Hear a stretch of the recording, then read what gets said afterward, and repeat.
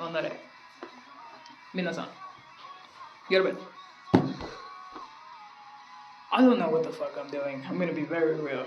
I feel like I'm just trying to navigate and figure this out.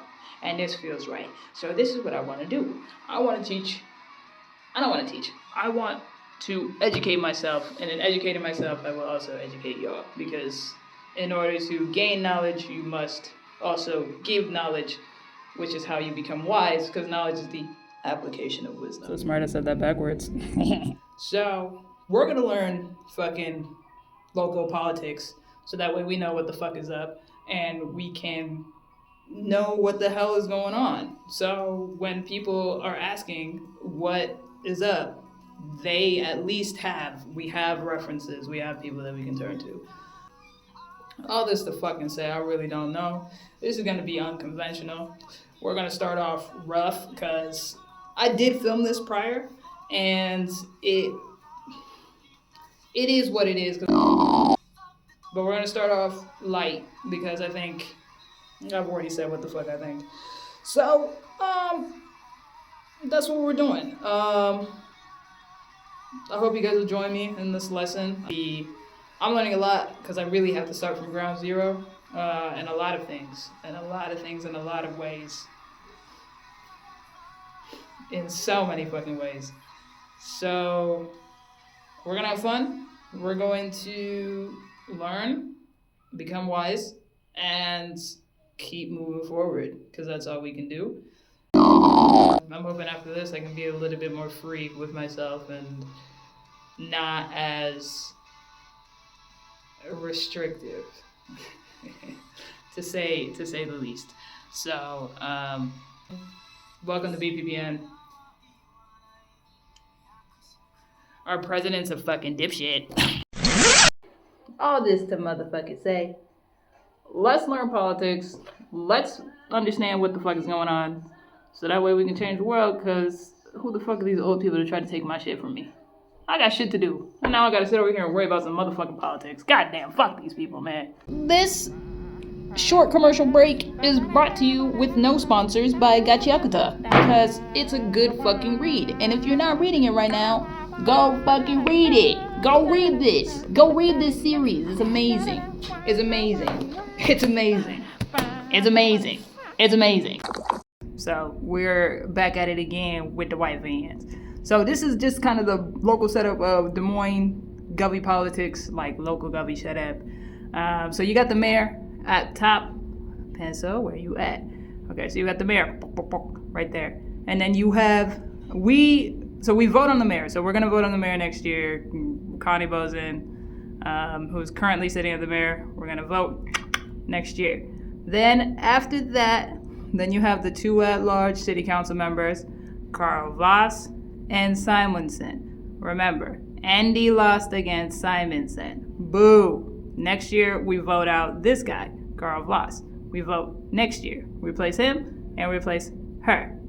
Then after these two, then you have the 4 city council ward members, which goes into Rob Barron, who is also being voted this year for Ward 1, Josh Mandelbaum, who is also being reelected this year for Ward 3, and then you got Linda Westgard for Ward 2 and Joe Gatto, who we are, again, if you live in those 2 wards, we will be voting for them next year. So this is just the setup of what city council looks like, at least in the local Des Moines area. At least according to online sources, it's a council managerial setup, if you want the technical term. Really, I don't really give a fuck about technical terms and shit like that. This is more so just what I'm more focused on. There is other stuff, so when I cut back to the original, you're gonna see more stuff. So the other stuff is going to be explained. So there's city managers who are appointed by these people that exist, and the city managers help to keep everything functioning. And then there's appointed staff and all this other stuff, and it's in a nasty color yellow. It's, y'all will see it, but hopefully I'll explain it. If I don't, that's when you guys have to do your own homework and start picking up the pieces of where I might be wrong, because I'm also not a teacher. I'm just a nigga. This is a quick ad break. This episode of B.P.P.N was brought to you by this book and the public library.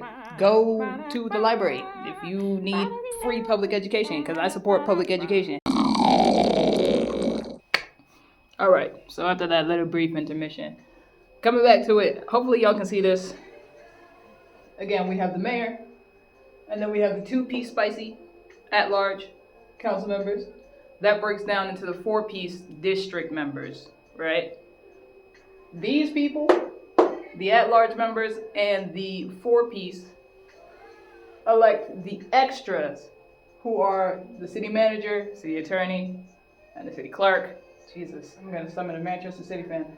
And then you have the interim library director as well. And then the city manager comes in and elects the department directors, who consist of all of these people, including the pigs. So that's kind of the breakdown, a rough breakdown. I'll try to do a better shot so that way y'all can have that too. Now, what the fuck does this all mean?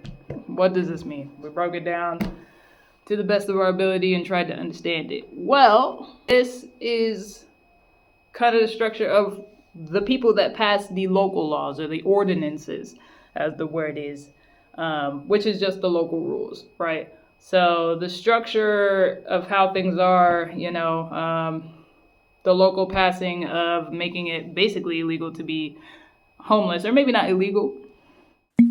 They basically made it illegal to be homeless. So to correct this, or maybe not correct it, because what I'm saying is right. But, so last year, Des Moines City Council passed 2 ordinances that would basically ban camping and sleeping on public property, and lower the number of days that, you have a tent. Like, so if somebody's sleeping in a tent, that they would basically give you 3 days instead of 10 days to basically remove your tent. If you don't follow that, you get a $15 fine, and then you can go to jail, right? So the problem is, like, I'm reading in this article from IPR, you can find it online, look up Des Moines Homeless Ordinance. I'll make it very easy for you. So, based off that, it literally creates a criminal infraction. So, this is something that you could go to jail for. You can go to jail for literally not having proper access to housing. Do you see how that's a problem? Because we already have a housing crisis. Like, it's already hard for people to get homes. And mind you, these jobs ain't paying. Fuck the homes. These jobs don't pay, and the rent's going up. Jobs don't pay, rent's going up. Mind you, a good chunk of the homeless population, I think it's like, over 50 to... Let's actually learn this together. I think it's like over 50% of the homeless population is actually employed. So you got niggas who are homeless who have jobs. Do you see where the actual problem is? The problem isn't the fucking housing crisis. It's the fact that people can't afford to live in their homes. I mean, don't get me started on the mental health issues. That's another thing. But, like, even if you have mental health issues, what makes you think that you deserve to be on the street? Because your brain is doing all types of flips? The world is currently on fire. The fact that you lost your mind means that you're doing something right. That was an ordinance or a local rule that was passed.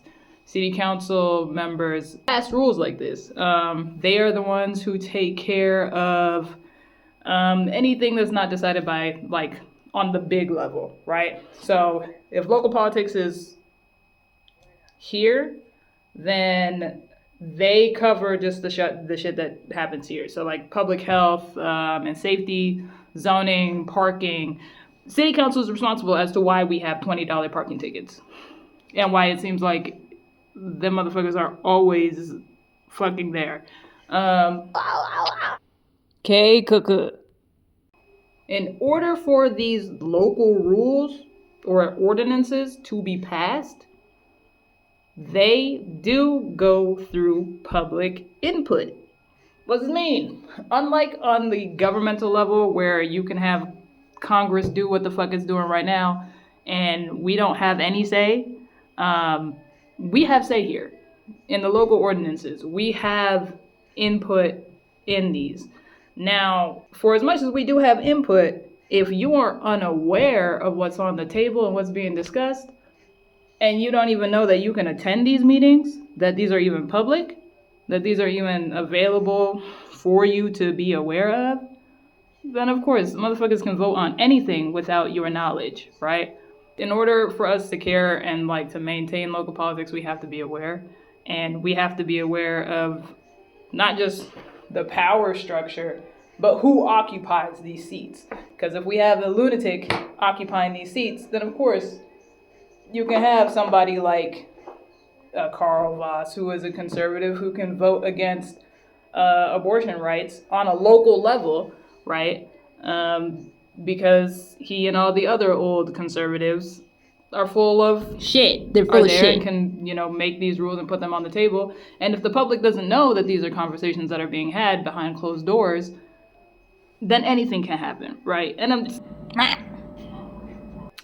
all this to say is, if we know what's going on, we can definitely change things. So this is kind of what this is for. It's just to let you guys know what's up and where we can start exercising a lot more of our power. Because we do have a lot more power. We just don't know where it's at, right? Because these old fucks, which city council is filled with a lot of old people. Okay?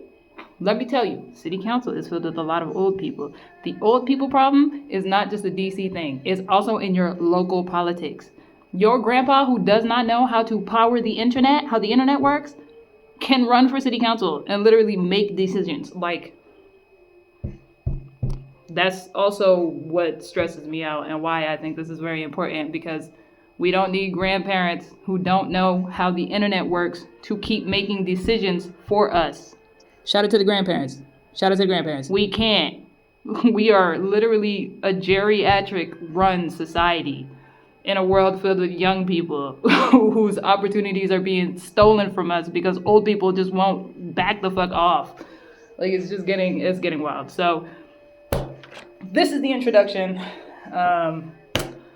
If we can know how things, you know, kind of work and then go from there, and slowly just make the changes. But in order to do that, you got to kind of know how things work. That's at least how I think. So I hope this helped. And we'll just continue to keep doing this. Next episode, I guess we'll do the breakdown of the 4-piece spices. A breakdown of the 4-piece spices. Where are this?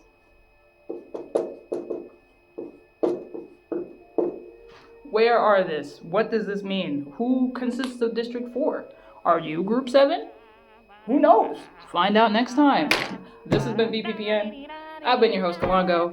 And don't forget that freedom is the top priority. Freedom will always be the top priority. So y'all better use your DEI. Be smart. And let's not let these motherfuckers take our dreams from us. That's all I can say about that. So we gotta fight smart, and we gotta fight to build the future that we want to see. It's time to get up. I'll see you guys. This has been cool. This is episode 1. Have a good day.